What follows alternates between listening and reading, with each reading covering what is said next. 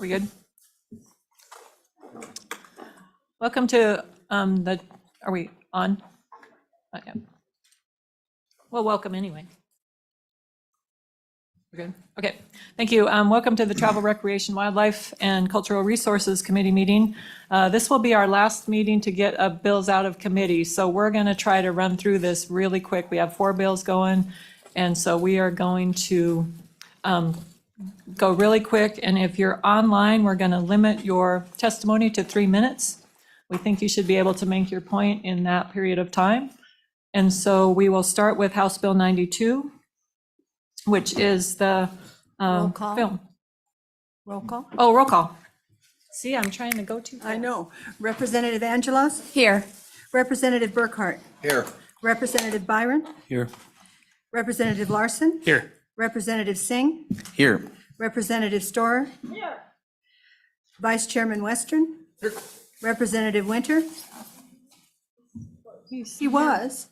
Yeah. Madam Chair Newsom? Here. Thank you. Okay.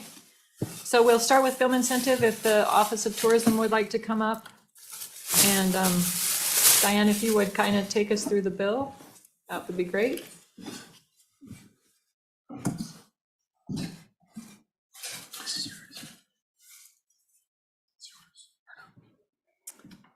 Madam Chairman and members of the committee, I'm Diane Schober. I'm the Executive Director of the Wyoming Office of Tourism. Thank you for allowing me to be here today. Because we didn't have time to give you an agency overview, I did take the liberty of leaving a copy of our 22 year in review there for all of you, along with a That's Why sticker. They're very handy to put on your cups, your computers, or whatever else, but just a little swag from the Office of Tourism. I'll move right along into House Bill 92. And as I'm going through the bill, I may refer back to another handout that we sent you. It's titled Wyoming Film Production Rebate Program. It really is, I think, a little bit easier sometimes to understand what this bill contains than some of the legal language that's required in the actual bill itself. But I'll start off with page 1 of House Bill 92, getting down on line 14, where it starts to talk about the creation, purpose, administration, and rulemaking. What this bill is it's designed to provide a rebate back to qualified expenses on film production that takes place in Wyoming. We have to have the statutory authority to be able to do that, and this bill in and of itself, if it passes, then provides that statutory authority to set up the mechanism for the Wyoming Office of Tourism, the Wyoming Tourism Board, to be able to distribute the funds accordingly, and allows us to have rulemaking authority. We do have rulemaking authority in our own authorizing statutory language to be able to lay out the processes and procedures for the film rebate program. Going into page 3, there are definitions. There are many terminologies that are in here that are used within common vernacular within the film and production industry, such as below the line, meaning that's the expenses of a film or a digital entertainment production that are not like high starring cast members. It's all those other administrative expenses and crew that would work on a particular production. Board means the Wyoming Tourism Board. The entity is the person or organization who would be applying for the rebate. The program refers to the film production rebate itself.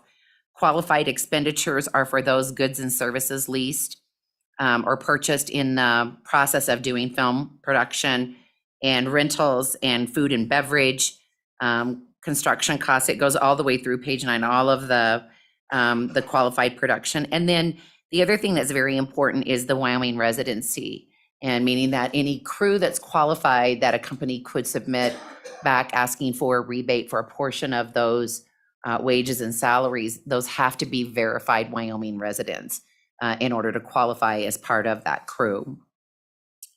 Moving on to page 6, the film production rebates program. And this is where it really starts to break down between page 6, 7, and going through page 9, 2 tiers. And if I may, Madam Chairman and members of the committee, I do believe that it's much easier if we refer back to this summary, just to summarize what's in those pages. In this particular rebate program, and this was a result of a working group, several people across the state of Wyoming who've come together, who are in the production industry across Wyoming, who represent film, who are doing documentaries, short film, production from Central Wyoming College for their associate's degree program. All of these folks have contributed to the building of this and provided input into this committee. And essentially, there are two tiers that would be provided within the layout of the bill on these pages. Tier 1 would be a traditional media incentive, and it would allow for a maximum of a 30% cash rebate of the total Wyoming expenditures. Okay, so what a film does, a production company comes in and they say, we're going to film, episodes of, for example, if we would have had the Joe Pickett series here from the CJ Box novels. And they would come in and say, here's our planned production, here are the locations, here are anticipated expenses. And then when the production wraps, then all of their expenses are submitted, they're audited, and then they could receive on those qualified expenditures up to 30%. 15% would be available as a base, and then they could qualify for additional incentives that would ladder up to that full 30%. But they could get no more than 30% on the tier 1. It also requires that they have a minimum spend of $200,000. And so, there could be smaller productions in Wyoming, but they would not qualify for tier 1. There would have to be those who had a minimum of $200,000 or greater. And the types of productions that could qualify here would be full feature films, TV series, major brand commercials, documentaries, virtual reality, multimedia, and other types of media campaigns. We also wanted to, with the advancement of technology and all kinds of digital media on handheld devices, to offer up an incentive in a way that would be able to allow smaller productions utilizing some of the smaller companies, even within the state of Wyoming. An alternative media incentive, that's a maximum of 15% cash rebate. The minimum spend would have to be $50,000 on tier 2, and it would have a 10% base.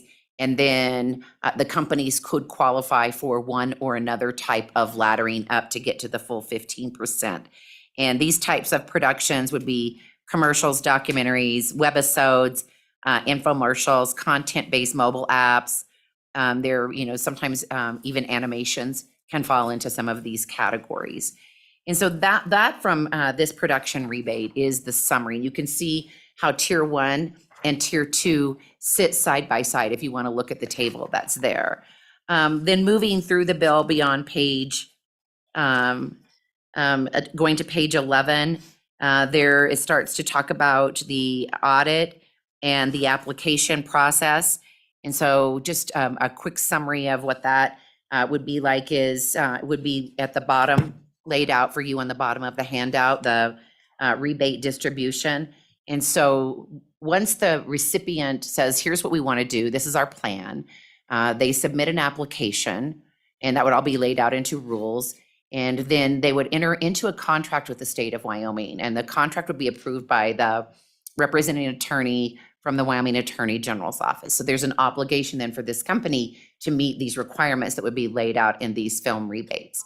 No money is transferred. All it is just a contract for, we're going to complete this production service. And if we do so and qualify, we can receive up to 15% or 30% rebate on our Wyoming expenditures. Once the production has completed and wrapped, then the company must submit all of their qualified receipts. And sometimes that might be a binder of all kinds of things that they require: a Wyoming driver's license to prove any crew that they are Wyoming crew, receipts from lumber companies if they're building sets, receipts from hotels or restaurants if they have to rent equipment like a lift or a boom or something. All of that has to be submitted with receipts. Then those receipts go into a verification process, and it is set up through the Wyoming Office of Tourism Fiscal division and then is submitted to the auditor's office, to the state auditor's office. Once the production company has met all of those verified receipts and have met the obligations of their contract with the state of Wyoming, then and only then is the money from the film rebate issued back to the production company on those qualified expenditures. So that's how the, basically taking you through page 12, 13. Oh, my pages are sticking. And 14. And then on page 15, you can see the Wyoming Film at the very top, page, lines 1 and 2, Film Production Rebates Program, Reporting and Fraudulent Claims. I mean, this is all covered again through protection through the state of Wyoming, that people have to adhere by their contractual obligations. And then on page 16, section 3, there is appropriated $3 million from the Wyoming Tourism Reserve and Projects account to be used for the purposes of administering this act. Madam Chairman, that is a really quick summary of the bill, I realize, but trying to be respectful of your time today, I think I'll leave it there and answer any questions that you may have. I know there are several others here who'd like to contribute to some of their thoughts and views. Great. Questions for Ms. Schober? Nope. Okay. Oh, Representative Burkhart, Chairman Burkhart. Thank you, Madam Chairwoman. So Director Schober, let me ask you kind of a pretty direct question with this. If a company, film company came to Wyoming and met all of these requirements and produced a documentary that was derogatory and disruptive to our mineral extraction industry, would they qualify for these? Ms. Schober. Madam Chairman and Representative Burkhart, there would be a selection committee that, as we did before when there was a different iteration of a film production incentive, that reviewed all of the applications and made the recommendation to the tourism board. There's a balance of censorship, but also part of the reason why a film incentive program is in the Office of Tourism is because you want to be able to expand that visual of Wyoming to a broader screen. I think that would be left to the discretion of that selection committee. Thank you. Yeah, you're welcome. Follow up? Representative Angelos. Thank you, Madam Chair. Director Schober, I do have a question kind of along those lines. So would the committee, the select committee, be able to preview, they're able to preview the entire production before rebates are issued? Director Schober. Madam Chairman and Representative Angelos, they preview in the application process what the purpose is, what the storyline is, because what we want are, there's additional components of incentive that have storylines that are relevant for Wyoming, that have Wyoming as a central character. And so while the production is not reviewed in its finality, it is reviewed in its intent and through the work. Follow up. Madam Chair, so then we can't necessarily know if the sitting committee would be able to, or the select committee would be able to say, this is derogatory towards our mineral industry. We wouldn't have that preview if we don't get to view the full production before. Is that correct? Director Schober. Madam Chairman and Representative Angelos, I would anticipate that any of the content of what a storyline would be and the purpose of that storyline would be necessary to be able to even evaluate and review it for application in the very beginning. And so that would have to be covered there. So I'm just going to jump in here. On the former iteration of this program, I served on that select committee, and we went over the proposals to kind of make sure that the storyline was something that we would be proud to see in our state. And so there is the oversight. I think we had 7 of us Yes. with a broad spectrum of experience. And so not everybody that applies is going to be accepted in the program. Do you have a follow-up beyond that? Anybody else? Oh, Representative Storer. Thank you, Madam Chairwoman. Director Schober, I don't know whether you're the right person to ask this or maybe one of the other speakers, but just I'm curious to understand what is the the state of the filmmaking industry in Wyoming in terms of personnel. And who's here, who's doing what kind of work, who might be employed that this would benefit from increased production here. Madam Chairman Director Schober. and Representative Storr, they're on this industry working group. It's actually quite large. There's 17 or 18 individuals that are members of that working committee. Several of our community colleges have programs. Central Wyoming College actually has an associate's degree in film production and crew. There was a former iteration. This was called the Film Industry Financial Incentive, and it ran from 2009 through 2018. And during that time, there were over 30 productions that took place. And the economic contributions and qualified expenditures during that time were $18,329,000. Of that 18 million, 9,125,000 were in crew and salary and wages for Wyoming qualified workforce. That totaled 320 different crew. Now that could be the same crew person working on multiple projects, but certainly over that time, substantial. And then generating just on the 4% state sales tax, $470,000 in state sales tax. So it's and a lot of the production companies were Gunworks out of Powell. They're doing a series of hunting. They shoot actually around the world, but they did a lot of their location work in Wyoming. They do a lot of their post-production and editing in Wyoming, which is really good for more year-round employment. There are certainly companies out of your neck of the woods that do they partner with Red Bull on some very high-level adventure productions. There were also other major motion pictures that came in. Quentin Tarantino with Django Unchained was one who qualified for some of the production money that was in our former iteration. And so there's been a variety of different companies and crew hires from all sectors of Wyoming. Any other questions? Representative Winter.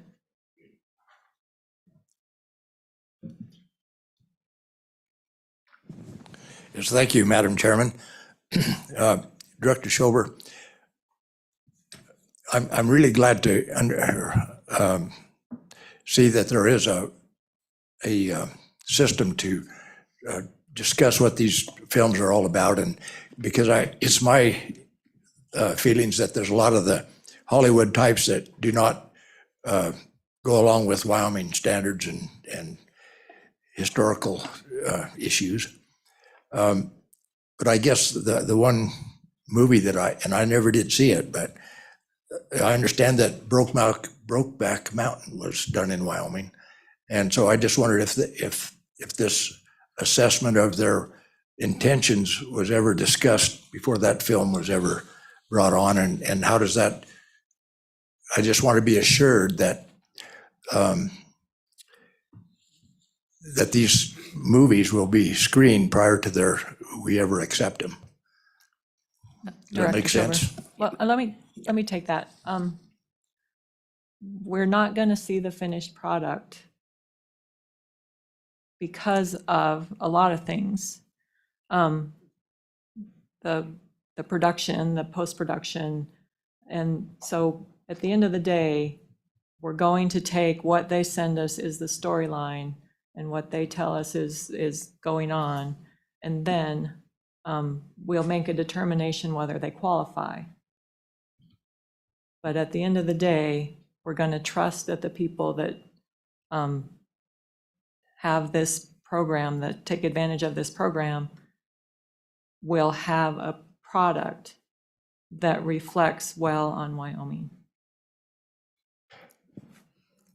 Madam Chair? And Madam Chairman, oh, excuse me, I was I'm just, sorry. I was Representative Winter, did you have follow-up? Okay. I just was trying to answer Representative Winter's Oh, question okay. about, I do believe Representative Brokeback Mountain was filmed in Canada. it was, in fact. And Chairman Newsom and to Representative Winter, there many movies that have been made over the years from authors that have resided in Wyoming. We've had the opportunity, had we had an incentive program, that we could have had those productions take place. I think, you're hearing like from Craig Johnson and the Longmire series and C.J. Box and the Joe Pickett series. And there have been many authors from Wyoming who've had some really good productions that could relate well to a Wyoming-based story that, because there is not an incentive in place, these are lost to us. Any other questions for Director Schober? Okay. I'll stand by in case. Oh, you yeah, need me. please. Oh, Representative Singh.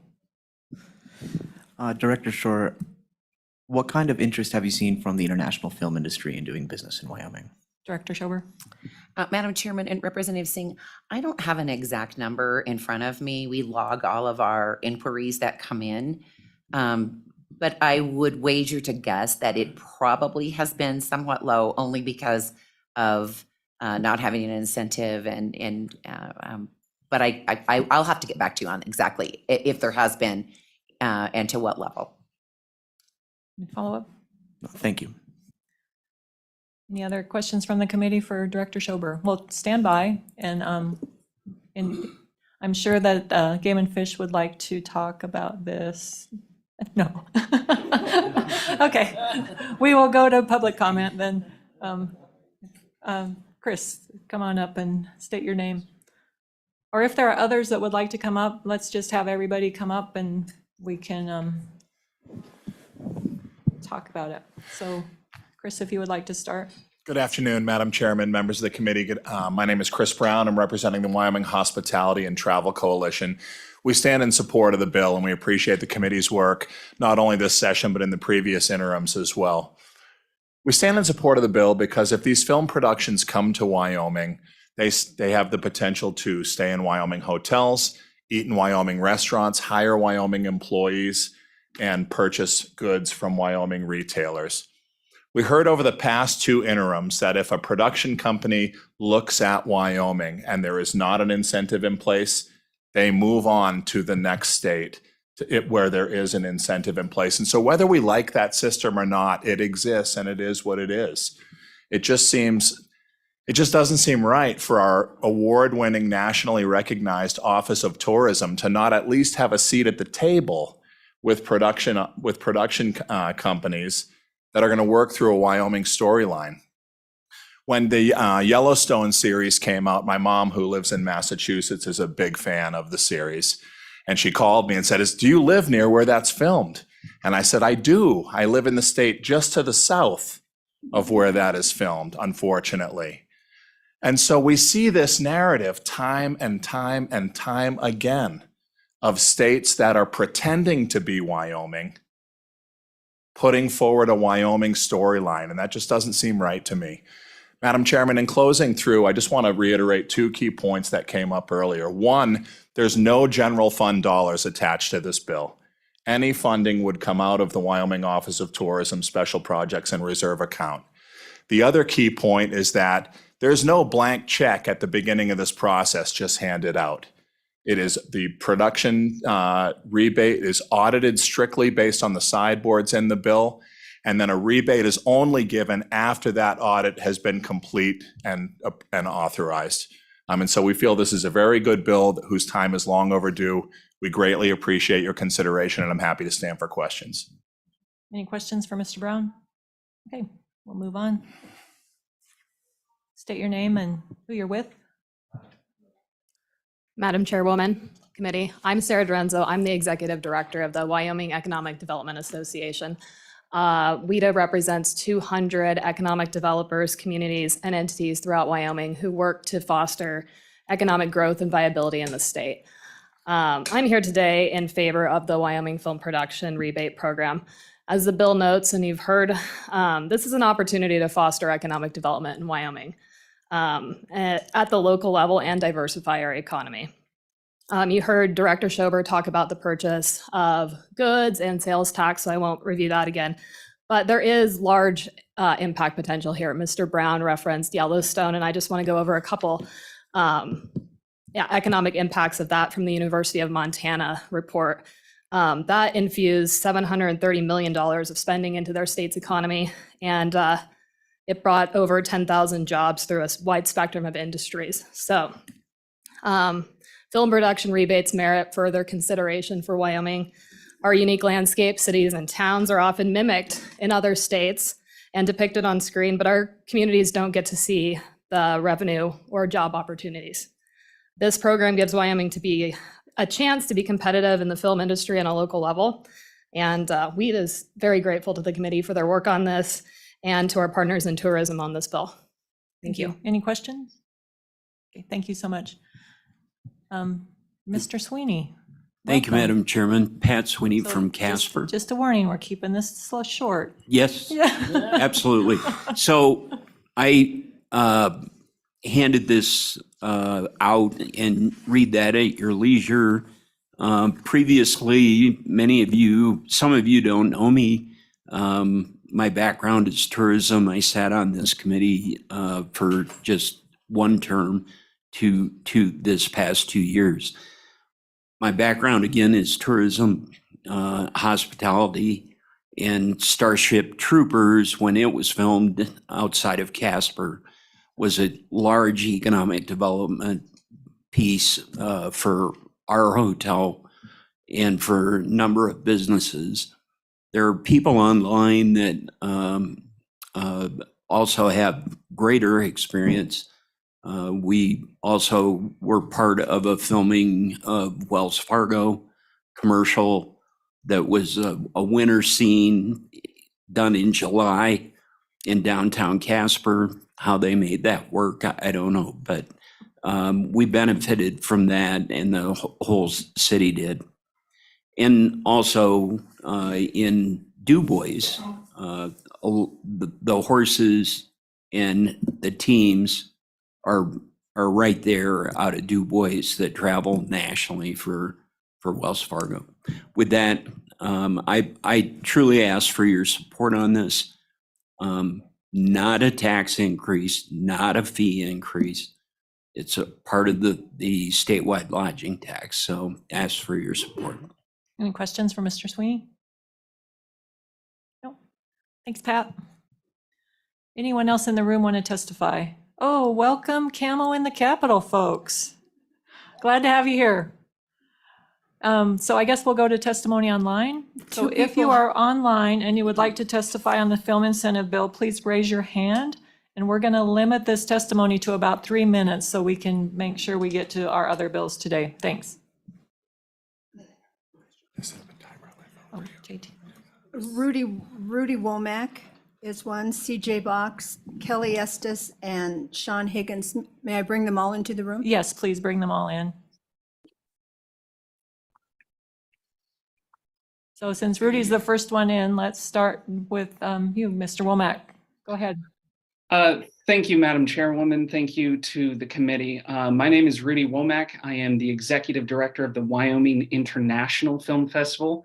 There was a question earlier, is there any international interest in Wyoming? And I can personally tell you yes, from at least 4 different countries that I know of filmmakers from all over the world who have attended the festival.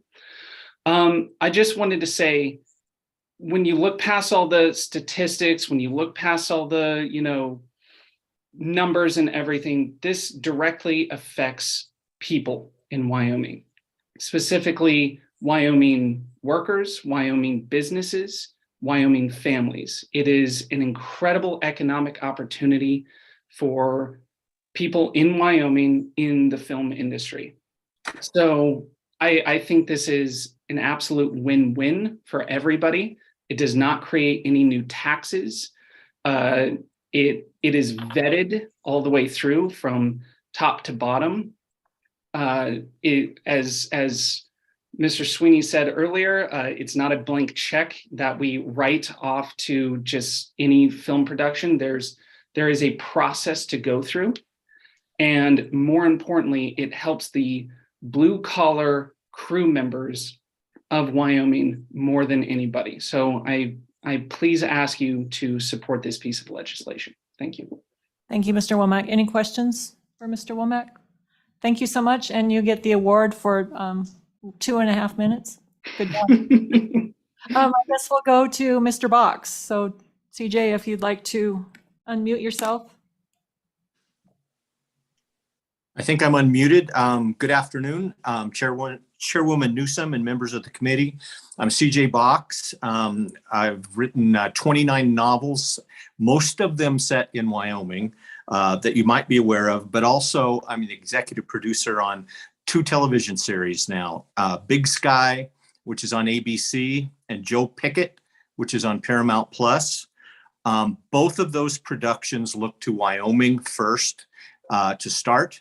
In both cases, they were turned away when they started to add up the numbers and realized Wyoming did not have an incentive program, and they quickly moved on. Big Sky went to Canada and now is in New Mexico. Joe Pickett is in Alberta. On the set, which I visited, I was able to look at their on-the-ground budgets in both cases. Big Sky has a budget per season of $27 million. Joe Pickett, 17.5. These are on the ground budgets, meaning that's what they pay for drivers, carpenters, electricians, caterers, equipment operators, retail, accommodations, rental cars, equipment, heavy equipment, taxidermy, and some local extras. None of that is going to pay the Hollywood actors. That comes from a separate budget. So both of these productions are in their second seasons, which means that I figured it out. Wyoming has lost $90 million of on-the-ground spending from 2 productions that are based on Wyoming, but not filmed in Wyoming. And I recently heard that a small little town in Alberta called Fall River, which serves as Saddle String in Joe Pickett series in the Bighorns, is now starting to see their first Joe Pickett tourists show up to see the Bighorns in Alberta, because it's not here. I won't go on and on. Most of these topics have been covered. I think this is the 4th time I've testified for supporting Film Incentive Program, and I'd be happy to answer any questions. Thank you, CJ. Any questions for Mr. Box? Nope. Thanks so much for joining us today, and thank you for your service to Wyoming. Appreciate it. Thank you. Okay, moving on to Mr. Estes, if you'd like to unmute. Yes, I think I'm good to go. Thank you, Chairman Newsom. Thanks for hearing me and letting me have a chance to visit with you a little bit about film. I run a film office here in Casper. I started back when we did Starship Troopers that Mr. Sweeney talked about earlier. I'd like to, since everybody's done such a fantastic job of keeping all the information, lots of information to you that's super accurate, I want to kind of trim mine back and try to be a little more specific on things. Starship Troopers in '96 had a local spend of $4.3 million, the checks that they wrote into the community of Natrona County. So it was quite a influx to our economy, as you can tell. And at that point, the county commissioners had me start a film office, which we're continuing today. Most recently, I scouted 3 separate times for the 1883 series, which is the prequel to the Yellowstone show. They wanted locations outside of Casper near Independence Rock, and we had things set up for them, but the incentive drew them to Montana since we didn't have that available to us. There's been other productions that we've lost out on. There's an author named Mark Sprague who lives in Cody. He wrote a screenplay called An Unfinished Life, which was a movie produced by Robert Redford. I scouted the town of Meeteetse for that one. They absolutely love Meeteetse. That's where he had the setting for, and it's shot in Canada as well. I think we've lost a lot of opportunities, and I'd like for us to be able to capture those opportunities and really be able to tell those Wyoming stories. Also, when I've done scouting for folks and received inquiries, just so you guys, there were some questions earlier about how we vet things. I did have one come in, and it was a group that wanted to do something that was derogatory towards the energy industry, and they wanted to film some stuff around the Glenrock power plant. And we denied them entry into the state to film stuff. We did that. I don't know if that was legal to do that, but we vetted it through our system and didn't do that because it wasn't in the best interest of our state. So with that, I'll be done if there's any questions. Thank you. Thank you. Any questions for Mr. Estes? Okay, thanks so much for your testimony. Moving on, Sean Patrick Higgins, you're up. Thank you, Madam Chair and honorable committee members. I appreciate the time to speak today. I'm Sean Patrick Higgins, founder of Storyhouse Pictures, Inc. I live in Sheridan, Wyoming. I speak in strong support of the film rebate program. I'm a graduate of University of Wyoming and an industry executive. We've run a bunch of numbers, and over the course of the last 2 years, I've testified with those numbers to this committee. But the sort of big takeaway is that over the last decade, we've lost 23,000 Wyoming jobs, an average of 2,200 jobs per year, based on Wyoming storylines. Mr. Box just spoke about some of those jobs that we've missed out on the wages. In a comparative analysis of the Rocky Mountain West peer group of Utah, Colorado, Montana, and Wyoming, looking at economic impact and wages as reported through the Bureau of Labor Services as a proxy for total full-time equivalent job creation, we found that our peers in the Rocky Mountain West enjoy a 3 times greater job creation in this economic sector in skilled labor activities. We've also seen that the return on investment for every film incentive dollar spent or film rebate dollar spent is somewhere between a 6x and a 19x return on investment. That means for every $1 that goes out, between $6 and $19 comes back in local qualified expenditure. So with that, I'm happy to answer any questions. I speak in strong support. Great, thanks. Any questions? Representative Western. Thank you, Madam Vice Chairman. Just real quick, Sean, it's great to see you. And thank you very much for all you're doing for Sheridan. I really appreciate it. Thank you, Representative Western. Would you not agree? So just for reference, we're supposed to ask questions and not make comments. So sometimes when we make comment, we just say, wouldn't you agree? And so anyway, any other questions? Thank you. Thank you for your testimony. I appreciate it. Thank you. Anyone else in the room want to testify on the film incentive? Okay. We'll move it to the committee. What's the pleasure of the committee? Move the bill. Moved by Larson, seconded by Western. Any discussion at this point, or do we just want to get into the bill?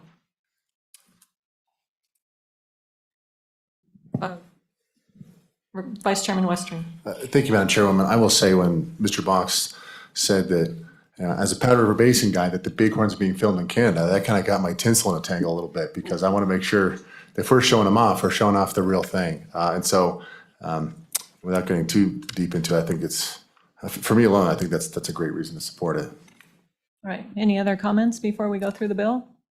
So let's go through the bill. Any changes on page 1? Page 2? Page 3?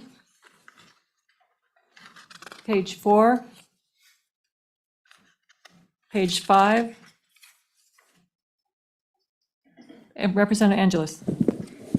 Yes, on page 5, line 13, where it says partially, the word partially, I think we should put a percentage in there to make sure. I mean, that could be really a loose gauge of, is it 5% of it filmed and produced here, or is it more? So I think that could be increased.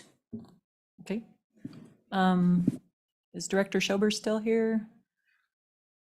I guess the question for you, was it anticipated that that would be called out in rule? Madam Chairman and Representative Angelos, would you refer back to the specific page that you were on? I thought you were on page 6, but I might have. I think it's page 5, Page line 5. 13. Line 13. Okay, there's my problem.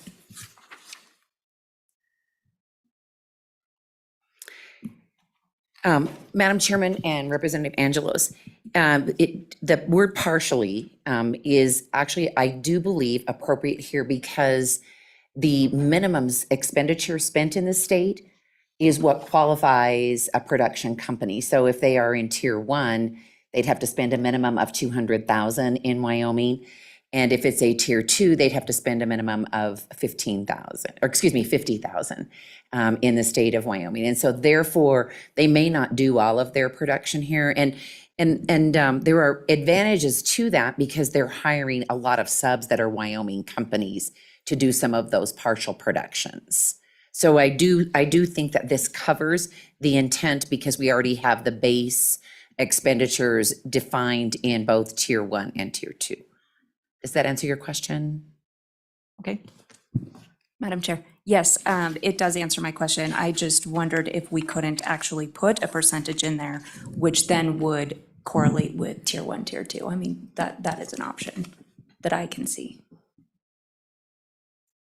Well, I guess I would think that it does, given if somebody spends $1 million on the total production and 200,000 of that is spent in Wyoming, then they would, 20% of the total cost would be spent in Wyoming. If we put a number and that number is 50, then they would no longer qualify. Madam Chair? Yes. Yeah, I do understand that. I was just thinking if we actually had a percentage on there of, let's say, 50% or more is filmed and that amount, I guess that would be my question, but I mean. Well, you can make that an amendment. Okay. For sure. Yeah. Would you? Are you going to make the amendment? Let me think about what I want to do. Okay. Okay. Representative Storr. Thank you, Madam Chair. Just in a comment on that, as a former prop girl from Los Angeles, I would just point out that much of a film production will film on location, but also then on set. So, and we don't have, as far as I know, a full sound studio in Wyoming. So almost any large production is going to take place outside of Wyoming as well.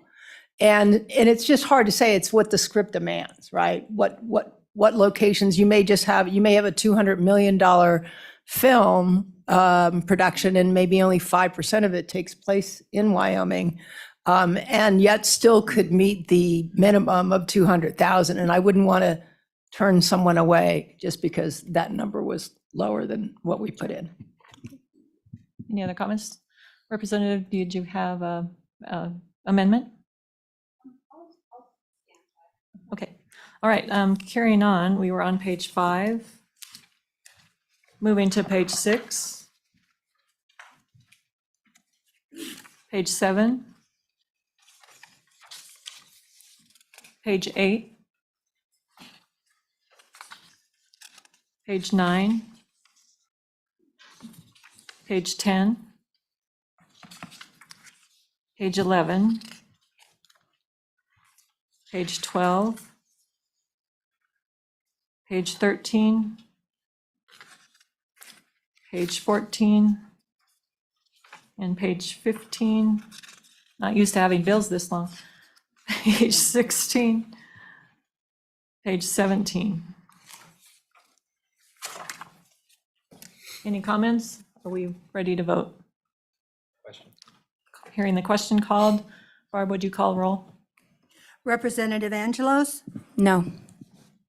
Representative Burkhart, Aye. Representative Byron, Aye. Representative Larson, Aye. Representative Singh, Aye. Representative Storer, Aye. Vice Chairman Western, Representative Winter, Aye. Madam Chairman Newsom. Aye. So that will go forward. Anybody want to take this on the floor? Representative Western will take it on the floor. So we'll move on to our next bill, which is House Bill 108. Oh, yes. Yeah, if you would do that. Real quick, I just want to thank all the folks for the camo in the Capitol. I really appreciate you guys coming down from all across the state. I've often said that hunters don't make our presence known enough. And so I really appreciate you guys coming in and advocating for sportsmen, for hunters. And thank you so much for coming before the committee. Wouldn't you agree? Thank you, Vice Chairman Western. So this is kind of a unusual situation. This is Representative Summers' bill, and he couldn't be here. He had other things to do and asked me to present it. But because of my broken leg, I'm kind of not able to go down to the table. to present it, but we'll go forward from there, and I'll ask Vice Chairman Western to take over the chairmanship for this particular bill. So if I may, Vice Chairman. Representative Newsom, please go ahead. So this is a bill that has to do with the sale of THC and vaping devices and edibles for minors. What it does basically is it makes the age 21 to be able to purchase any of the edibles or vaping devices that contain THC. As we go through the bill on page 1, it basically says that children are prohibited from edible products and vaping products containing THC. And also then as we go down to line 10, a new section is created, and that prohibits the sale or delivery of edible products or vaping products to persons under age 21. Then on page 2, it basically lines out the penalties for retailers selling to persons under age. And then it also has a tiered violation. So the first time is a $250 fine, and then the second time is $500 within a 24-month period. Third time is $750 fine. In lieu of the fine, the defendant may be allowed to perform community service and granted credit against the fine. On page 3, as we go to page 3, then we have the penalties for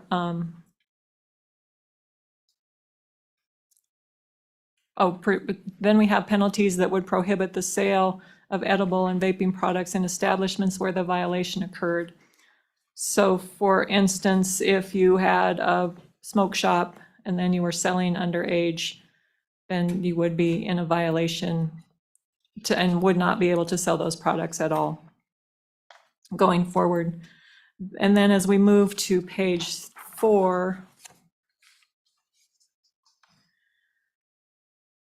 this further goes into the penalties of selling or edible products or vaping products to anyone age 21.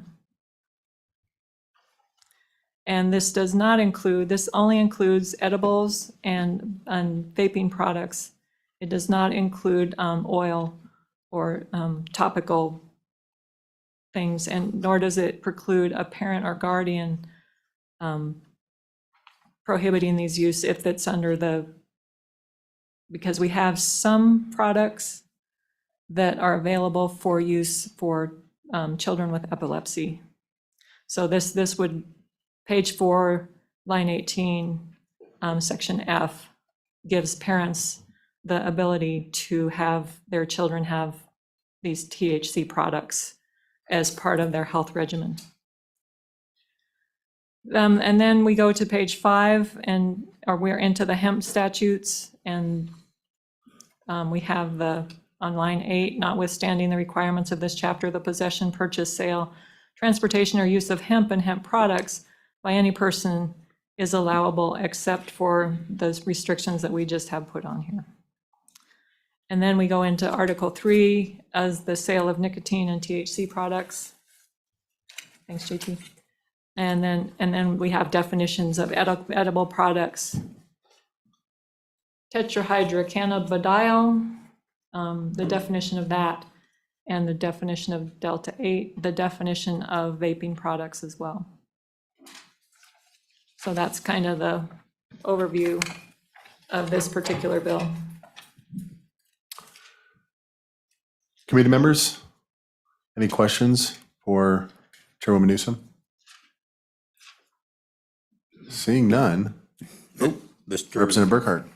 Vice Chair, I might have one, but it's going to take me a minute to find the section in statute. So if someone else wants All to right. talk or whatever. Representative Winter. Thank you, Mr. Vice Chairman.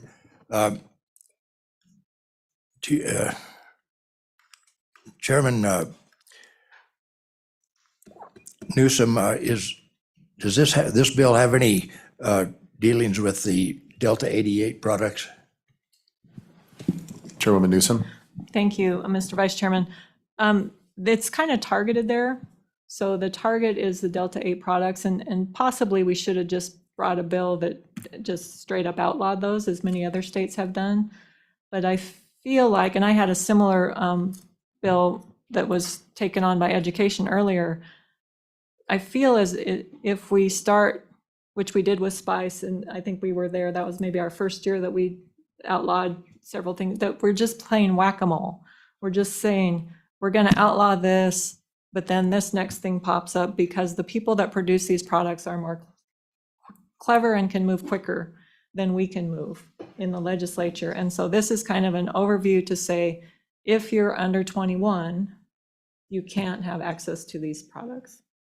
So kind of a bigger picture, but it doesn't outlaw Delta 8, which we should probably bring that next year to take that up. Representative Singh. Thank you, Mr. Chairman and Madam Chair. How did we arrive at the age of 21 as compared to 18 or 19? Chairwoman Newsom. So in Wyoming, the age for addictive products, tobacco and alcohol is 21. And we wanted to make this consistent with those other age restrictions on other addictive products. Committee, any further questions? Chairwoman Newsom. Representative Burkhart. Thank you, Mr. Chairman. I guess I'm confused. We include THC in here, and this talks about giving it to someone under 21, where it's already illegal in statute. And the way I would read statute, it's illegal for anyone. So I'm a little confused. We've added it in, but to me, it's already in statute. So I'm curious as to how you address that issue. Chairwoman Newsom. So I think that the challenge becomes that the claim of the people producing these products is that the product is hemp. And so if you look in the bill on page 5, starting on line 6, we define hemp as an agricultural product. And what the contention is of these folks that are producing these products is that this is a product created from hemp. And currently, 1151-102 says that notwithstanding the requirements of this chapter, the possession, purchase, sale, transportation, and use of hemp and hemp products by any person is allowable without restriction, is current. And so we're putting this age restriction on hemp. So follow up, Mr. Vice Chair. Representative Burkhart. So excuse me, curious, how would this affect a person under 21 who works on a ranch farm where they're growing hemp for other purposes that we've already made legal? Chairwoman Newsom. This only affects the sale of edibles and vaping. So unless they're eating it or vaping it in the course of their employment, then that they should not have any restriction. Great question, thank you. Committee, any further questions? Representative Singh. Thank you, Mr. Vice Chair and Madam Chairman. Do you have any idea of the chemical differences between tetrahydrocannabinol and Delta 8 tetrahydrocannabinol? Chairwoman Newsom. Thank you, Mr. Vice Chairman. I believe the challenge here is that with Delta 8 that they use chemical synthesizing to create that Delta 8 isomer, and that is the challenge that we face, is the chemical, that the hemp is being chemically altered to produce a product that is able to get you high, as I understand it. I think we have some testimony on Zoom that might have a little more expertise than I have at this point. Committee, any further questions? Seeing none, let's go ahead to state agencies. Okay, or is there anybody from the governor's office? Doesn't look like it. All right, let's go ahead to public comment. Any public comment? Mr. Odekoven? Obviously, we know who you are, but if you wouldn't mind, of course, just state your name for the record.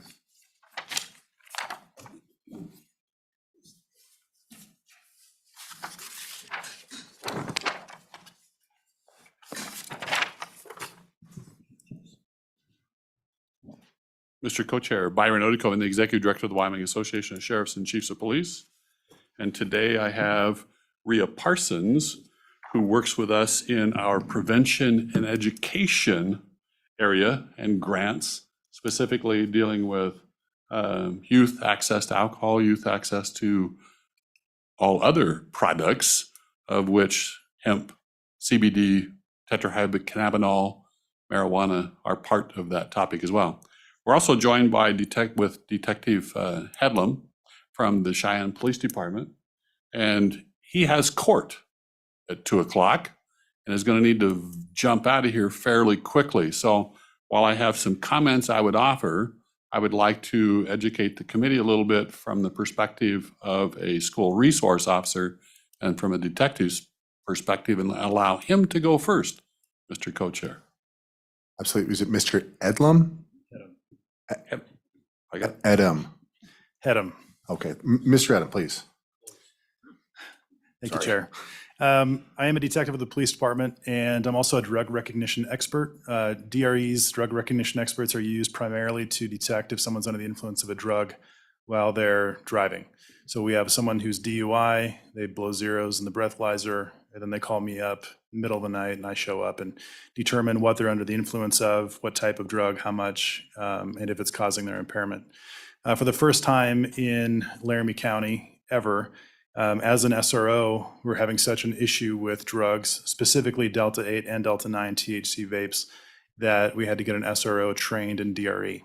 Not so much for roadside type stuff, but because there were so many kids under the influence of drugs within our school system that we needed some way to figure out if they're actually high or not. And of course, we're not going to do urine tests on a bunch of juveniles. So with an eye test and just various things that I do, I can generally determine if someone's under the influence. That very thing, I have court actually at 1:30. In 5 minutes. I just sent the judge a message because this is the very thing that we're fighting here in Cheyenne. And that's what the court case is about. Another kid who was in the nurse's office with a heart rate of 180 beats per minute, blood pressure through the roof, dilated pupils at over 7 millimeters, hallucinating, didn't even know his own name, all off of Delta 8, something you can buy here in town at the smoke shop on Lincoln Way. You can't buy it when you're 21 because federal law says you can't buy any kind of nicotine or nicotine type products until you're 21. It's not a state thing. And so it was so much of an issue that I wrote almost 100 tickets, I think, last year for kids under the influence of marijuana / Delta 8. The problem is we don't have a state statute addressing Delta 8. Delta 9 is what we've always said gets you high. That's the active ingredient in marijuana. That being said, in the 70s, the concentration of Delta 9 THC in marijuana was about 3 to 5%. We like to joke, it's not your grandpa's marijuana anymore. They've taken that 3 to 5%, and I hardly ever found that when I was a school resource officer. It was almost always 80 to 90% THC. And so they would, the boys, at least, I would go into the boys' bathroom during passing period, and I could find a THC vape every single passing period at each high school that I worked at. One hit off a THC vape pen, whether it be Delta 8 or Delta 9, is equivalent to about 5 marijuana joints of the 70s. So those kids are passing it around, one drag off of that thing, and it's like they just did 5 marijuana joints. And this, again, is Delta 8, which you can buy on Lincoln Way, at about the 500 block of West Lincoln Way. So the vape devices are a real deal. They're also doing it in class. It's odorless. They take a drag of it and then just blow it down their sweatshirt. Nobody knows they're doing it in class, and they're about high as a kite. Last year when I was at SRO, I was talking with one of the kids who was super high, and I said, how many kids do you think at this school are not just high, but like ripped out of their mind? every single day. And he estimated just over 100, which is about 10% of the high school that I worked at. Edibles are a real issue too. I'm glad they're included in this bill. I don't know if you're aware, but when you eat something, you have a valve in the bottom of your stomach called the pyloric valve. That valve shuts. It's normally open, allowing all liquids to flow through your stomach because you don't need to digest those the same way. So when you eat food, that pyloric valve shuts, digest the food, which includes the edibles, the marijuana edibles that people eat, which usually the serving size is like half of a gummy bear or something like that. Who in their right mind eats half a gummy bear? So they eat it, it's digesting in their stomach, and they're not getting high because marijuana processes in the liver or later on in their tract. So they take more edibles, still not getting high. They take more edibles, still not getting high. And all of a sudden you have a kid with 10 to 15 gummy bears in their body processing all at the same time. We're seeing psychosis happening with even Delta 8 gummies and Delta 9. Kids don't even know their name, they're hallucinating. And we're having to rush kids to the hospital off of what we call CBD. That's what the kids are calling Delta 8. Anybody will tell you to include the FDA that Delta 8 gets you just as high as Delta 9. The FDA, from their FDA website, says Delta 8 THC has psychoactive and intoxicating effects similar to Delta 9 THC. The FDA is aware of media reports of Delta 8 THC products getting consumers, quote, high. There's no difference. I do polygraphs also for a living with the police department. I did a polygraph just last night, and the gal said that all of her friends are using Delta 8 now because you can get it, it's so readily available. Delta 8, again, is not addressed in Wyoming state statute. It's almost impossible to charge it. Fortunately, city ordinance in Cheyenne says marijuana or its derivatives that cause psychosis or delirium. And so we're able to charge it within the city limits of Cheyenne, but even that's kind of iffy. So that's why I think it's important, but I should probably go to court. Yeah. Is there any questions? Committee, any questions for Mr. Adam? Seeing none, thank you for your testimony. Appreciate it. Mr. Odekoven? Thank you, Mr. Chairman, for indulging us in that. That was a rather rapid explanation, probably better than I could do, and certainly more current to the actual impact here locally. We may or may not have a sergeant from Casper. I'm not sure who's on the Zoom with a similar story. If they are, that's fine, or we can proceed. They are prepared to offer very similar comments in Casper. Likewise, there was a school resource officer scheduled for Gillette as well, but again, with scheduling, not sure they were able to join us to share a third similar set of stories. So your choice if they are there. If Sergeant Nelson is there, No that's hands fine. are raised at this time. Very good. Scheduling conflicts run amok at this time of year with officers in court, Mr. Chairman, so I'm guessing we're on to the next point. So let me, if I may, let me have Rhea Parsons visit with you a moment about our prevention efforts, some of the issues that were raised already by the good detective, and a couple of clarifying points before I wrap up our portion. Ms. Parsons? Representative Western, Madam Chairman, my name is Rhea Parsons. I have been doing substance abuse prevention and education for the Wyoming Association of Sheriffs and Chiefs of Police for about 8 years now.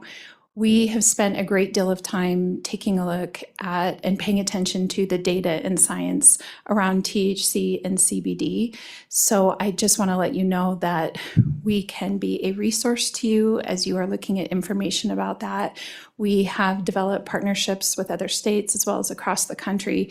And so there is a wealth of information out there that we have spent some time gathering. As you probably have already figured out, is that not only are you tasked with the job of drafting bills and the nuances of verbiage that occurs within those bills, there's also the language of THC and CBD, and it is extensive. from my conversations with people around the country, there are legislative bodies, city municipalities that are working tirelessly to draft the very thing that you are trying to do, draft bills around this very subject, and the slightest nuance in those verbiages sometimes has unintended consequences.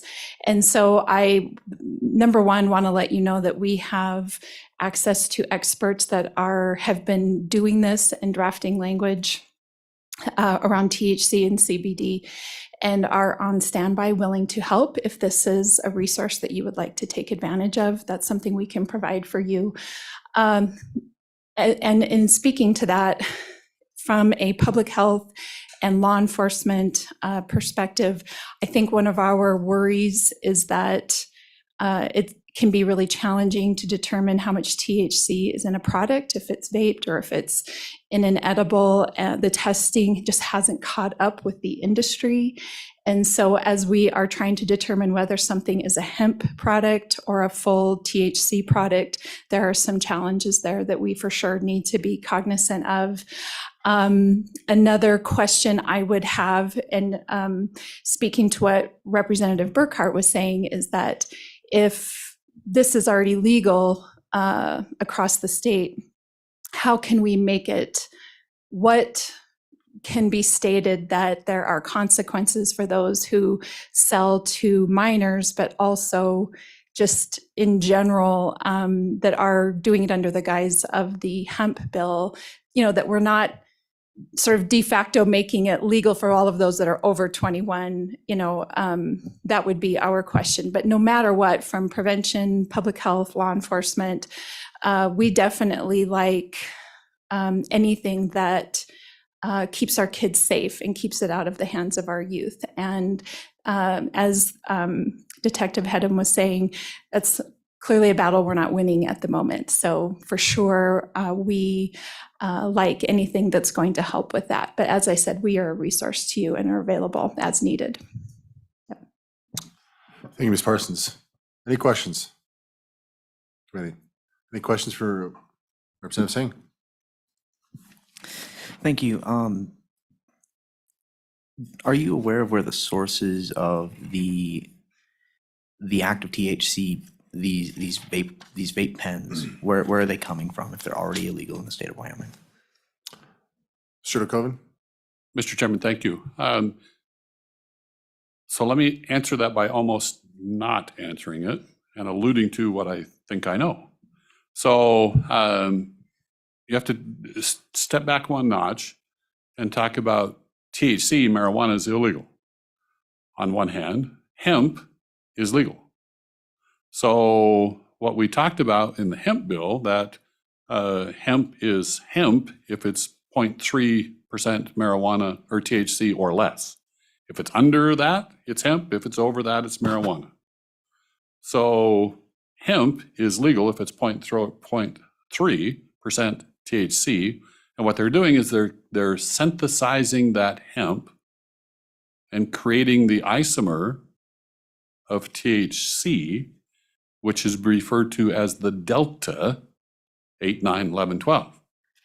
So you're taking a legal product, synthesizing it, turning it and extracting the illegal product, and then you're using the guise of saying, if you look at the Pop-Tarts, oh wait, that's not what they call them, the gummy bears, the Fruit Loops, the U-Picket that they're marketing to kids, they're also listing the Delta products as 0.27 THC, trying to say that they're under the 3% limit, therefore they're legal. The dilemma, part of the dilemma in that is that's purely a marketing ploy. The legislature a couple of years ago received testimony from the leading lab in Colorado that said in trying to test gummy bears or other products for actual percentage of THC, their accuracy level was plus or minus 50%.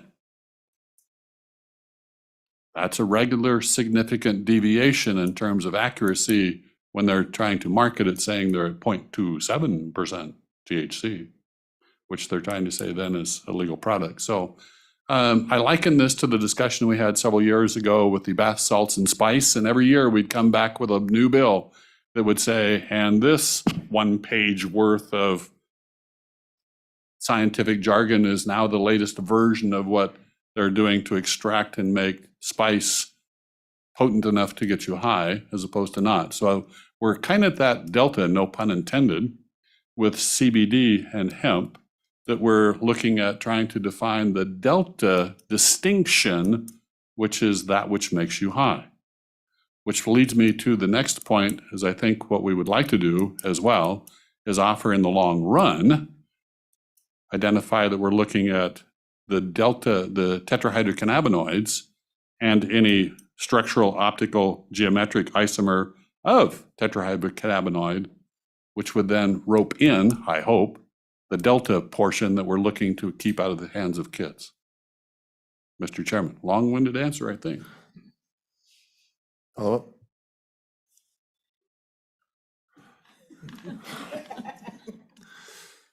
Members, any further questions for Mr. Odekoven? Representative Singh. I guess my question is really for these pre-made vaporizer products, are there particular states that we're seeing the most influx of those from? Mr. Odekoven. Mr. Chairman, that I would have to specifically check and see if any of the school resource officers have identified that as a particular issue. The only other thing I could offer to that is, as states are making them illegal, I'm guessing they're probably sending their product here. Both Colorado and Montana are working diligently and have made part of the Delta products illegal. So I'm guessing some of that could be influx to here. If I may wrap up, Mr. Chairman, and that would be that we stand to support the bill. We're hoping the bill moves forward. We would like to have a degree of clarity in terms of the definition. Stand ready to help you with that. May not be able to craft that right on the fly, but stand ready to help you with that as you move the bill forward, recognizing it's a step, and certainly not wanting to send a message, on the other hand, that all of this is legal for everybody above the age of 21 either, but recognizing where the direction of this bill is for the underage youth. And let's move the bill forward, Mr. Chairman. Thank you. Thank you very much for your testimony. I think, is there anybody? Oh, sorry, Mr. Winnie. My apologies. Mr. Vice Chairman, Bill Winnie, Sublette County. I don't need to cover the same territory they just did, other than a remark along my career in the Navy in preparation for serving as a commanding officer. I was trained on the medical side and legality side of THC and marijuana. It's bad stuff. I don't need to repeat that, but I'd like to offer you another thought as to why this would be important for youthful people. I'm thinking in terms of lungs that are maturing. In the submarine world, we can operate with an atmosphere disconnected from the atmosphere for weeks to months, and we monitor things, partial pressures, aerosols, oils, and things like that in there. And I think there's a real danger for the youth that we're talking about here of damage to their lungs while they're inhaling whatever it is. Certainly if it's prescribed by a doctor, that's a separate issue for those with epilepsy or whatever, but I think there's that issue too, and I subject your questions. Thank you. Thank you, Mr. Reed, for your comments. Any questions, committee? Seeing none, thank you very much. Any further public testimony in the room? Please come forward. So we have to gavel back in about 30 minutes, so we're just gonna have to unfortunately start, we need about 2 minutes per person, so go ahead and just state your name. Mr. Chairman, Madam Vice Chairman, my name is Sean Murphy. I am here honestly as a hemp expert. I'm an economic hemp expert. I shared some testimony with the Education Committee on the bill that came up a few days ago, and I think this bill is much closer. It's singing the right tune for what we're going here with regulating Delta 8. The term, to be very clear with what we're looking for, is synthetic isomers and THC analogs. That is the term. I mean, I started in this in 2014 with Section 7606 of the Farm Bill. We legalized hemp in the 2018 Federal Farm Bill. And here we are where the whole hemp industry, where we thought we were creating CBD and industrial products, now we have a group of renegades that have taken CBD, naturally occurring in hemp, and they're synthesizing it to create compounds that get people high. The issues where this comes up is in states where there's not legal medical programs. I mean, there's people that want access to these products for palliative medical conditions, but the issue is invariably kids are getting their hands on these. And I think that's what we're trying to solve here today, is to figure out how do we regulate this to make sure that kids are not having access to these synthetic isomers and THC analogs. Again, that is the term and the definition that I think we should put into this bill to capture all of these. There was a concern that we're trying to play whack-a-mole and new ones are going to pop up. Well, I'm ahead of all those guys. Like, that's the term. There's not going to be an isomer that pops up that is outside of that term. Synthetic isomers and THC analogs. That's what we're going for. I'm happy to answer questions, but I see this professionally. I've was in hemp very early. I've since sold Hemp Business Journal, my company, and Representative Western will know this. I'm now in the blockchain industry, the electrical industry. Since moving back here to Wyoming, there's not a lot happening in hemp that I want to be a part of right now in Wyoming. But I do think this is an opportunity to really think about the bigger picture, and that is also considering decrim, which is causing issues in the state that we're criminalizing and having federal issues, as well as having a medical program. I don't think we should have a recreational program, but we have a chance to really get this right now. 2 minutes on the dot. Thank you, Mr. Murphy. Chairwoman Newsom. Thank you. So as we look at these synthetic isomer and THC analogs within the bill, I don't know if you have a copy of the bill. I do not, Madam Okay. Vice Chairman. But we have definitions, and it says tetrahydrocannabidiol means, and then under A, it says psychoactive component of the cannabis plant with scientific name trans-delta 9 tetrahydrocannabidiol, or B, delta 8 tetracannabidiol. So would we maybe make a C or make B synthetic isomer THC analogs?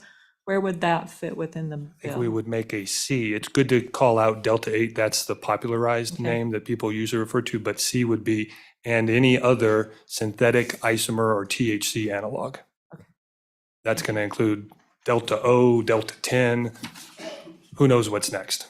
But it will include that because our goal is to capture that which is getting people high, specifically kids, like we heard about. Any further questions? Seeing none. Thank you very much, Mr. Murphy. Thank you. Anybody else in the room who'd like to testify? Seeing none, we are going to go on to the Zoom world. We've got, looks like at least 4 or 5. Barb, are we, 3 hands are raised. let's go ahead and let them in. Dudrick, Deb White, and Sunday Shoe. Let's go ahead and unmute Deb.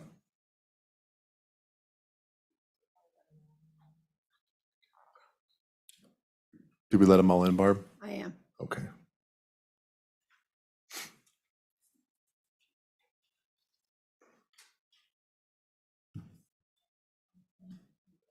They should be coming there.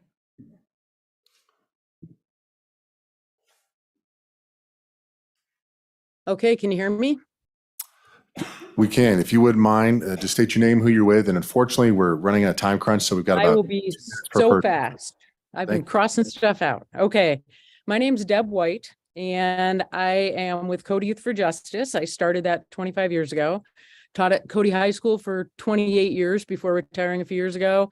And I've run a drug prevention nonprofit in Cody for the last 25 years. So my key point is this. Delta 8 is really, really dangerous for kids. And if we don't do something about it right now, within the next 20 minutes, it's going to be 18 months before we have anything in place that's going to protect them. I've worked with kids for a long time, and the kid mindset is, if it's not illegal, it can't be bad for me, because the job of adults is to protect me. And so if it's not illegal, it must be okay. If we could have something passed so that Delta 8 and the similar products are illegal, the majority of law-abiding kids will not use it. I mean, there still will be kids that do, but the majority will not. And I think at this point, that's the best that we can do. And I'm going to defer the rest of my time to my Youth for Justice kids. Unless you have any questions. Thank you, Ms. White. Committee, any questions? Thank you for your testimony. We appreciate it.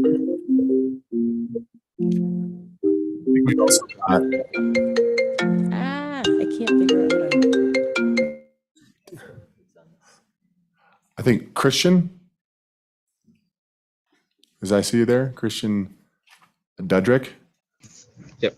Hi. So my name is Christian Dudrick, and I am in 11th grade, and I'm part of Youth for Justice.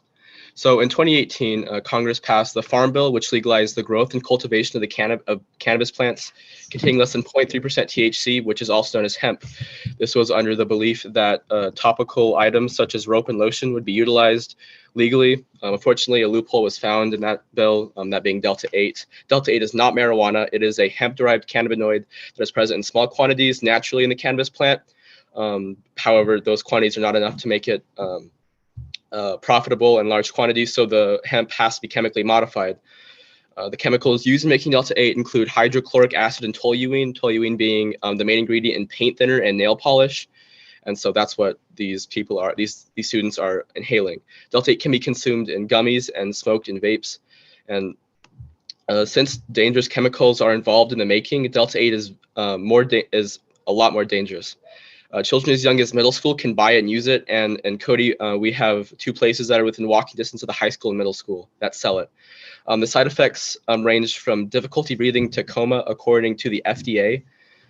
Delta 8 has put countless students in the emergency room across the country because of it. And this year, 6 students, in fact, have gone to the ER because of it. The FDA sent out dozens of warning letters, and they have not approved a single product of Delta 8. But since the FDA is a federal agency, they cannot make or vote on a law that would ban it. If you'd like any further information about Delta 8, I have emailed you all a document before this containing a plethora of information about Delta 8. Thank you for your time. Thank you, Christian. Mr. Dudrick, for your testimony. Committee, any questions? Seeing none. Thank you very much. Let's see, who else is that on the screen right there? Sunday, is that you? If you would mind, just go ahead and unmute yourself and state your name. And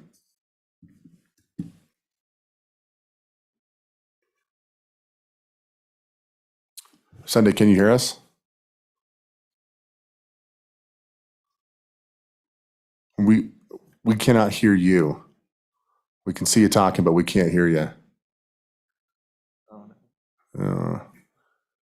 Sunday, can you hear us? Doesn't look like it. Dang.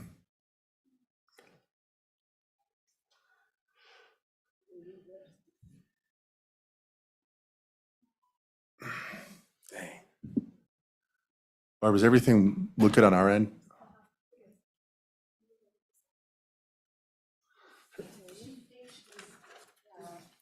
Yeah. Sunday, if you can hear us, we cannot hear you. I don't know if it looks like you're unmuted. Yeah, I don't think she can hear us either. Yeah.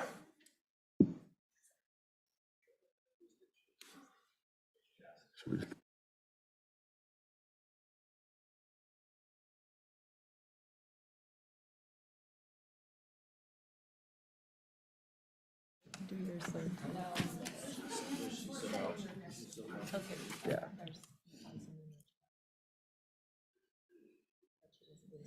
Oh man.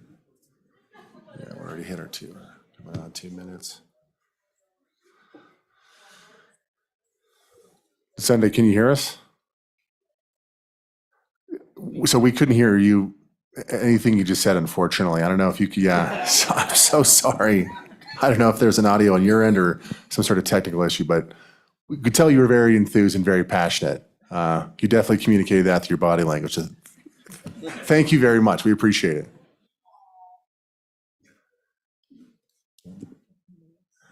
Barb, is there anybody else online? Right. Yeah, Cody Justice, or Youth for Justice, excuse me. Anybody else? Let's go ahead and let him in.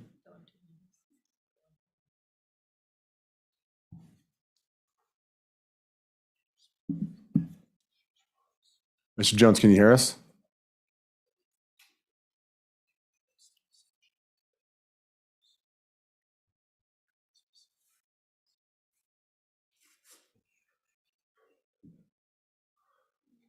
Doesn't look like it.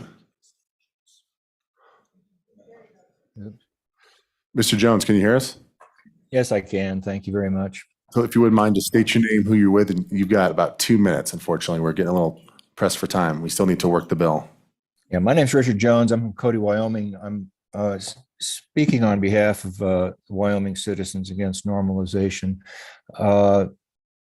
Thank you, Vice Chairman Western and Chairman Newsom. I'm so glad to see you back in the saddle again, so to speak. Congratulations. I'm not going to, I sent each of you 2 weeks ago a rather in-depth analysis of this bill and a similar bill that Representative Newsom proposed, 137. I testified on that. I'm not going to waste any time on the dangers of these products and the dangerous effects on youth and adults across the state, but I want to dive into just a couple of the particulars on the bill. If you wanted to read my document that I sent you all, it addresses many of the questions you have today. But I'd first like to point out the first thing I see here is this bill prohibits the sale to anyone under 21. But in effect, does this mean that it is legal to sell these products to those over 21? That you're opening up a door. As Ms. Parsons says, the language and the nuances of language definitions open up unintended consequences. I'd also like to say that you reference in the bill terming definitions. It says Article A under 14.3301, Section 8, edible products, a definition. It also says liquids that contain tetrahydrocannabinol or a controlled substance listed under Wyoming Statute 3571014, specifically 13 and 21. And I'm going to refer to those quickly. This comes under the section of controlled substances in existing Wyoming statutes. The first thing says in the two ones referenced, this comes under Section D, hallucinogenic substances. And it says that these are all prohibited. They're salts, isomers, salts of isomers, whenever the existence of these salts, salts of isomers possible within this. Mr. Jones, unfortunately, we're giving you your 2 minutes and we still have to work the bill. That's what I'm doing. I want this important. This is existing law. It specifically says marijuana. Mr. Jones, I appreciate your passion, but we've already given everyone 2 minutes. If we give you more, it's not fair to them. So I appreciate your enthusiasm. We could certainly acknowledge that. So thank you very much. If you look at that section 21 in that thing, it gives the definition Mr. Jones, that you're all looking for. I appreciate your testimony, but unfortunately, that's all we've got for you. I'm really sorry. So, but again, thank you very much. Seeing no further public comment, public testimony is closed. Committee, what's your pleasure? Representative Burkhart?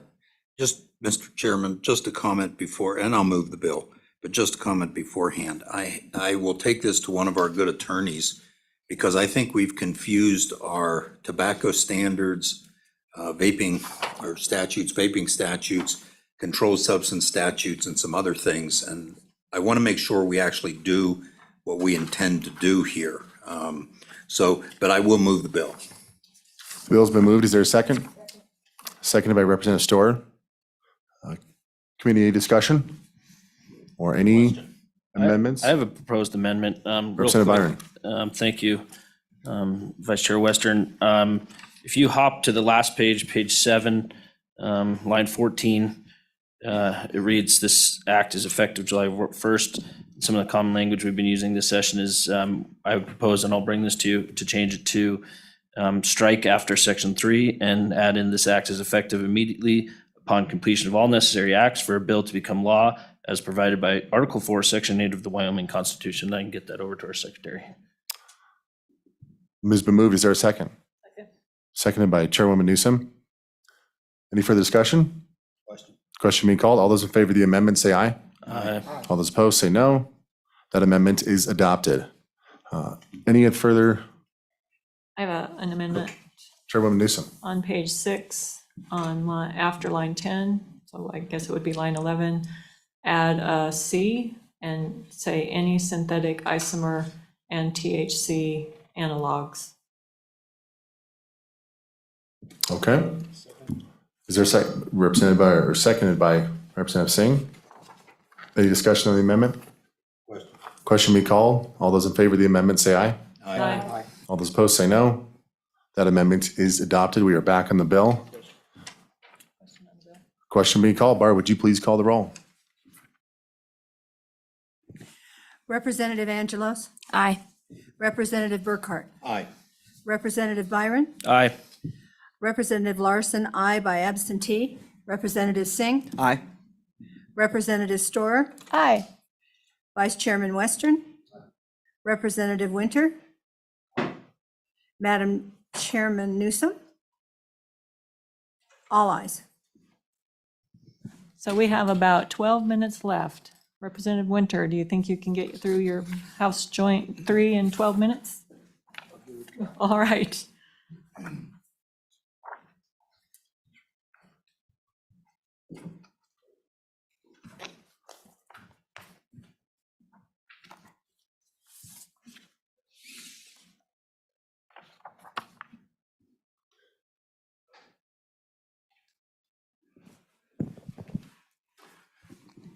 Madam Chairman and members of the committee, I bring you House Joint Resolution 0003. It's entitled Wild Horses and Burros Best Management Practices.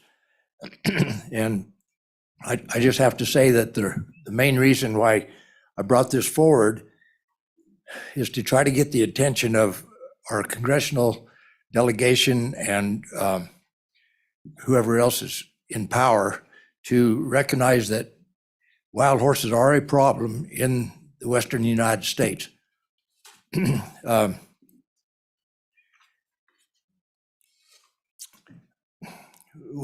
have the Wild Horse and Burro Act of 1971 pretty much put the stop to management of these. They're called wild horses, but in fact they're feral horses, and so we need to do something to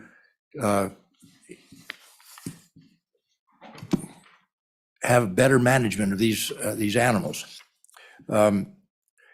These wild horses and burros are under the management authority of the Bureau of Land Management and the U.S. Forest Service. And these agencies are supposed to manage these horses according to multiple use and sustained yield. According to that act and the Federal Land Policy and Management Act, they're required to protect these horses in balance with other public resources and uses, which include wildlife and fish, recreation, range, timber, minerals, watershed, and natural, scenic, and scientific and historical values. So the responsible management of these animals is critical to protect the scarce and fragile resources where these animals live, namely the Western United States.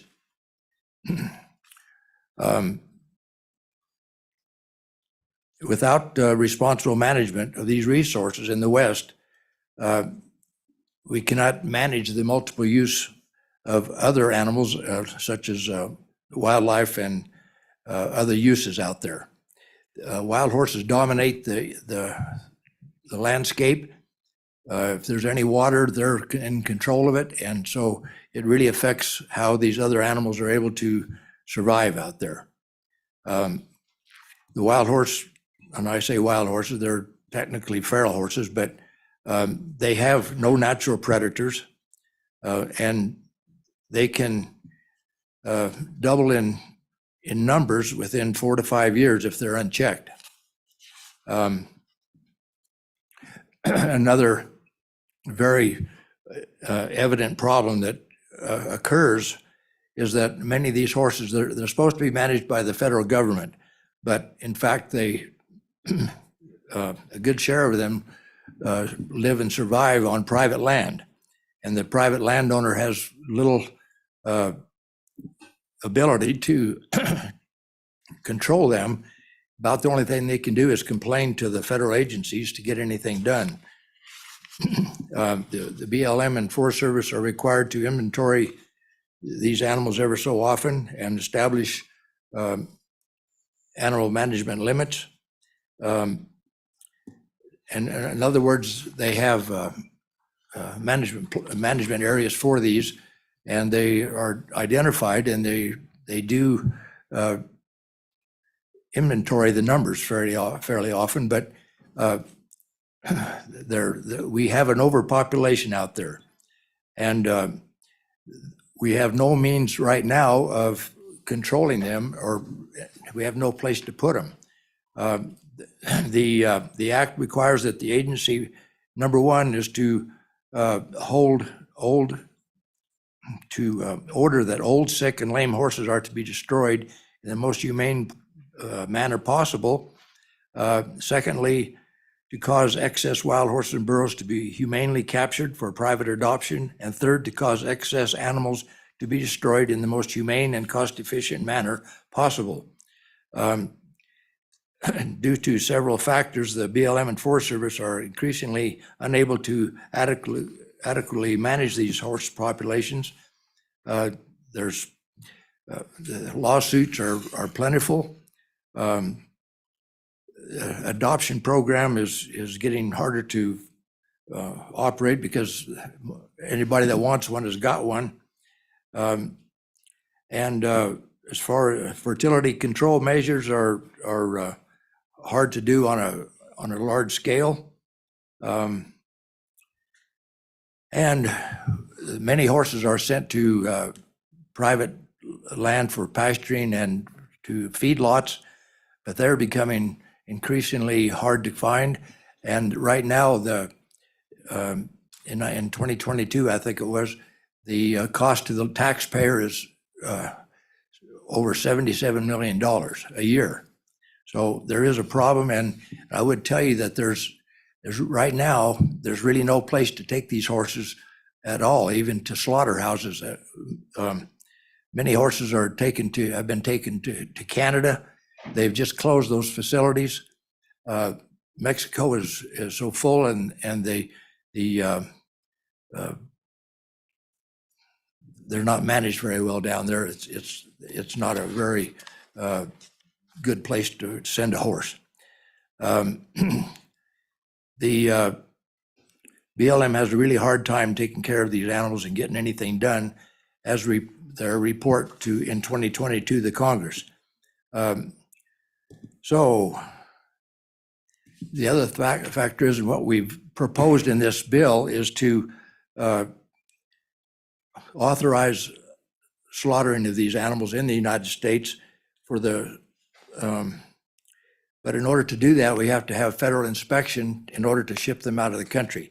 And that's right now not possible due to federal requirements. John, we have about 6 minutes, so if we want to ask for questions, if you don't mind. All right. Well, I've told you quite a bit, so. You did. Questions from the committee? Go ahead. Representative Burkhart.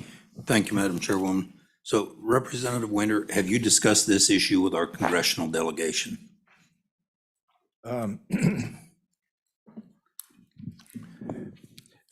Madam Chairman, I'm sorry. Representative Burkhart, not specifically, but I have been in touch with them off and on and in normal conversations and expressed our concerns.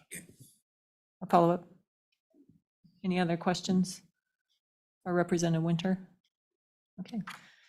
Any public comments? Stay put, John. Oh, come up, but. Other John. Other John. Too many Johns. Madam Chairwoman, members of the committee, thank you very much. Just wanted to You need thank to state your name and, John Kennedy, Deputy Director with Game and the Fish. Sorry, I know we're running short on time here. We really appreciate Representative Winters and this committee's work on this issue. We've been coming increasingly concerned about the high number of horses and associated impacts to wildlife, and appreciate anything that could be done to support more aggressive management and gathers, and this bill does that. So thank you. any other public testimony? Ms. Johnson? Come on up.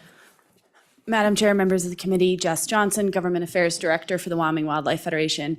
We support this bill. I'll keep it really short and sweet. I did also want to say that there's some great work happening within the tribes around this feral horse. I liked the name change there. Feral horse issue. There is money allocated to that and to the Wyoming Wildlife Natural Resource Trust, which is some of that large project funding bill that is coming out of the trust to do just this kind of work. And this is a great bill to help keep pushing that forward. We also work with our national delegates as well, and we'll continue to push this conversation forward. Okay. One more, and then I think we have one online. Thank you, Madam Chair. Ken Hamilton with the Wyoming Farm Bureau Federation. You've heard everything, all the reasons. We just support this bill. Urge you to pass it. Thank you. I think we have one online. No hands raised. Okay. So I think we'll close public testimony. And what's the pleasure of the committee? Or joint resolution? Moved by Larson, seconded by Western.